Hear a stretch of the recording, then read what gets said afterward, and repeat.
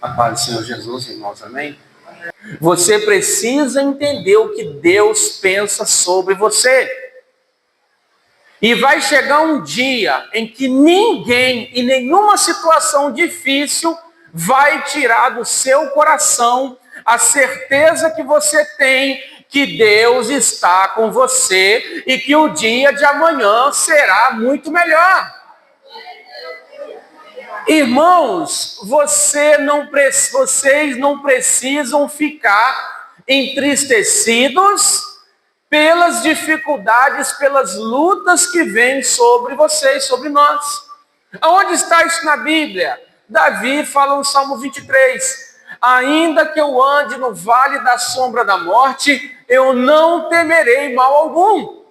Como que uma pessoa pode andar no vale da sombra da morte e não ter medo? Como que uma pessoa pode passar por dias difíceis e não se abater em tristeza? Como pode?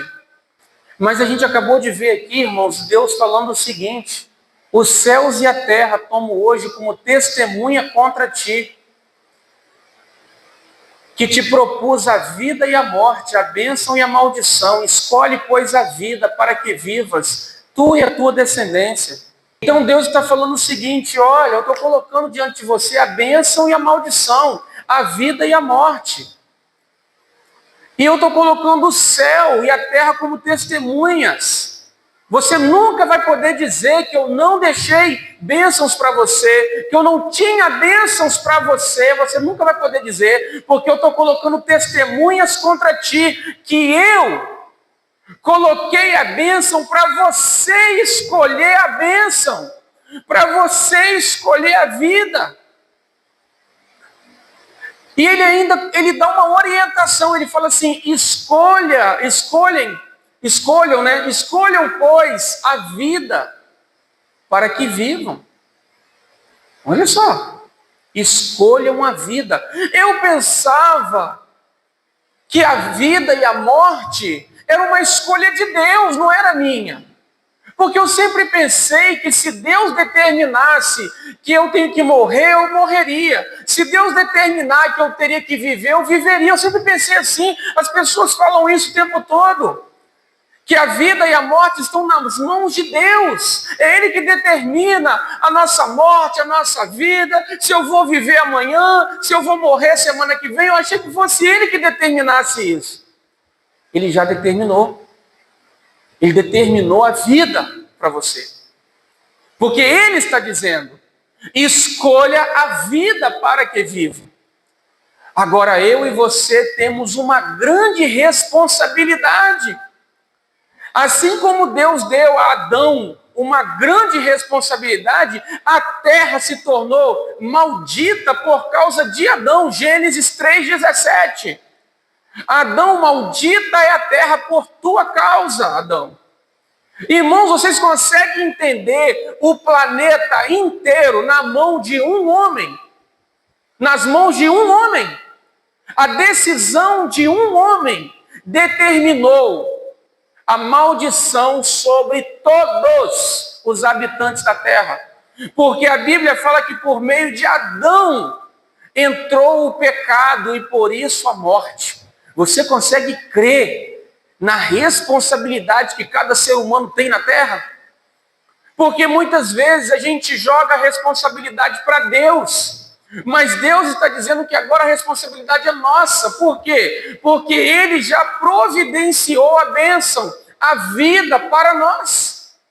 E agora cabe a nós crer, se apropriar da vida, da bênção. E como que eu faço isso? Como que eu escolho a vida? A Bíblia também ensina.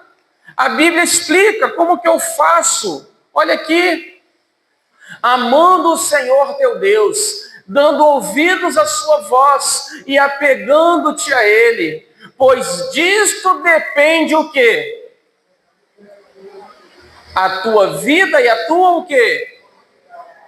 Está vendo aí como que Deus... Ele já determinou a tua longevidade? Ele quer que você tenha uma vida longa? Só que Ele passou agora uma responsabilidade para mim e para você. Que responsabilidade é essa? De amar o Senhor teu Deus. Amar a Deus. Dar ouvidos à sua voz e nos apegar a Ele. Nos apegar a Ele. O que significa isso? É quando você não consegue parar de pensar nele. É quando você fica interessado nas coisas que Ele está interessado. É quando você ama aquilo que Ele ama e você também abomina aquilo que Ele abomina. É quando você rejeita aquilo que Ele rejeita e abraça aquilo que Ele abraça. Então Deus, Ele tem para nós a bênção, Ele tem para nós a vida e Ele também nos ensina como viver essa bênção e essa vida. Olha bem, a Bíblia tem respostas para tudo, irmãos. E aquilo que você não conseguir enxergar na Bíblia, o Espírito vem e te revela. O Espírito te esclarece. O Espírito fala ao teu coração. Ele te fortalece. Ele abre aquela porta que estava fechada há tanto tempo, mas por você ter perseverado, Ele vai e abre essa porta. Porque você perseverou. Porque você não olhou para as circunstâncias. Você ficou com o que a Bíblia diz a teu respeito. Então, muitas vezes, nós vamos olhar para as circunstâncias e vamos dizer assim, mas não parece que a bênção está ao meu lado, não parece que a vida está comigo, porque essa luta nunca acaba. Nós vamos ver aqui, irmãos, que só tem duas coisas que nos impedem de viver, o que a Bíblia promete. Só tem duas coisas que nos impedem de viver o que a Bíblia promete. Quais são elas? Incredulidade, dúvida e carnalidade. Carnalidade, pecado. Só. Então, se eu resolvo o problema da incredulidade e o problema da carnalidade, eu estou pronto para viver a promessa de Deus. E é isso que Deus tem para nós. Tem um texto aqui que eu quero ler também, para a gente continuar. Antes, como Deus é fiel, a nossa palavra para convosco não é sim e não. Porque o Filho de Deus, Cristo Jesus, que foi por nosso intermédio anunciado entre vós, isto é, por mim, Silvano e Timóteo, não foi sim e não, mas sempre nele houve o quê? O sim. Porque quantas são as promessas de Deus, tantas tem nele o sim, porquanto também por ele é o amém, para a glória de Deus por nosso intermédio. Então vamos lá, onde que eu estou querendo chegar aqui? A bênção já foi entregue a você, já foi te dada, já foi declarada, decretada a teu respeito. Porque a lei de Deus já disse que você é abençoado com o crente Abraão. Os que são da fé são abençoados com o crente Abraão. Paulo vai dizer aos Efésios que nós já fomos abençoados com todas as bênçãos espirituais nas regiões celestiais em Cristo Jesus. Paulo vai dizer no capítulo 3 da primeira carta aos Coríntios que tudo já é nosso. O mundo já é nosso, o presente é nosso, o futuro é nosso, as coisas, enfim, do presente, do futuro, o mundo, tudo já é vosso. E vós de Cristo e Cristo de Deus. A gente viu na semana passada, Romanos 8,32, que diz o quê? Se ele não negou o seu próprio filho, antes o entregou por nós, como também não nos dará juntamente com Cristo e de graça todas as coisas, não é isso? Então, ou seja, em Cristo, nós já fomos abençoados, irmãos. Nós acabamos de ler Hebreus 8,6, que diz o quê? Que em Cristo nós temos uma aliança superior, firmada com base em quê? Em superiores promessas. Está aqui, a gente leu, que ele alcançou um ministério maior que o de Arão e Moisés. Por isso também ele é mediador de uma melhor aliança firmada com base em melhores promessas. Então não tem para onde a gente fugir. Jesus te abençoou. Em Cristo Jesus você tem aquilo que você precisa da parte do seu Pai. Porque se vós, sendo mal, sabeis dar coisas boas aos vossos filhos, quanto mais o vosso Pai que está no céu. Então vamos lá. Vamos lá. A gente ouve muitas vezes que quando a gente chega diante de Deus e a gente vai pedir alguma coisa, O não a gente já tem, é ou não é? O não você já tem. Peça a Deus, de repente ele te dá o sim. Não é assim que a gente aprende? Aprendemos errado e agora a gente vai ter que mudar isso na nossa cabeça. Porque é o contrário, irmãos. O sim você já tem. O sim você já tem. Por quê? Porque está na lei. Está na lei de Deus. Eu não vou ler aqui, eu ia ler para vocês, Números 23. Quem se lembra de Balaão? Quando o rei dos Moabitas contratou Balaão para amaldiçoar o povo de Israel no deserto. E aí, quando Balaão ia amaldiçoar o povo, Balaão era um vidente, um feiticeiro, que o rei dos Moabitas pagou Balaão para amaldiçoar o povo de Israel. E quando Balaão subiu no monte e viu aquele povo lá embaixo, e ele ia declarar uma maldição, ele começava a declarar bênção sobre o povo. E aí, o rei dos Moabitas dizia: vem cá, eu te paguei, rapaz, para você amaldiçoar esse povo, você está abençoando o povo? O que Balaão responde? Deus abençoou, eu não posso amaldiçoar. Deus abençoou, eu não posso amaldiçoar. Aí quando você vem aqui para Hebreus 8,6, fala o quê? Eles estavam em que aliança? Na antiga. É ou não é? A aliança deles era em sangue de quê? De animais. É ou não era? Agora a aliança que você tem com Cristo foi no sangue de quem?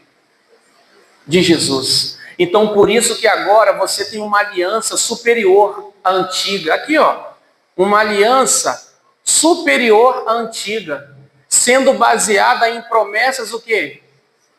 Aí eu te pergunto, será que alguém consegue te amaldiçoar? Se Balaão não conseguiu amaldiçoar o povo no deserto, um povo que só murmurava, fala a verdade. Balaão não conseguiu amaldiçoar o povo. E você e eu? O que você pensa a respeito de você mesmo? O que você pensa a respeito da sua família, dos seus filhos, do seu cônjuge? O que você pensa? Ou uma pessoa destruída, perdida, sem solução? Não se veja assim mais. Sabe por quê? Porque você foi abençoado e ninguém pode mudar. Foi o que Balaão disse. Deus abençoou e eu não posso mudar. Eu não posso amaldiçoar. Aí o que o rei dos Moabitas e Balaão descobriram? Tem uma forma de fazer esse povo perder a bênção. Eu sei uma forma. Vamos oferecer nossas mulheres para eles. Vamos fazer eles pecarem, eles se apegarem a elas. Sabe por quê? Porque aí eles vão começar a adorar os deuses nossos também. E aí a mão de Deus vai sair de sobre eles. Lembra que eu falei? Só tem duas coisas que nos impedem de viver a promessa. Uma, a incredulidade. Você pode estar fazendo tudo certo. Você está buscando o Senhor, você está lendo a palavra, você está orando, você ama o Senhor, mas você duvida. Você não tem certeza se Deus quer mesmo te abençoar. Você não tem certeza se o teu Deus te ama e que Ele está com você. E a incredulidade impede. Porque sem fé é impossível agradar a Deus. Lembra dos discípulos que não conseguiram expulsar o demônio? E Jesus disse, aquele demônio não saiu porque pela vossa incredulidade ou pela pequenez da vossa fé. Então a incredulidade. E como que eu faço então para crer, para ter essa fé? Ouvindo isso aqui. Entendendo o que Deus pensa a teu respeito. Como Davi sabia o que Deus pensava a respeito dele. Por isso Davi enfrentava urso, enfrentava leão, enfrentava gigante, enfrentava Saul. Por quê? Porque Davi sabia que o Deus dele jamais desampararia ele.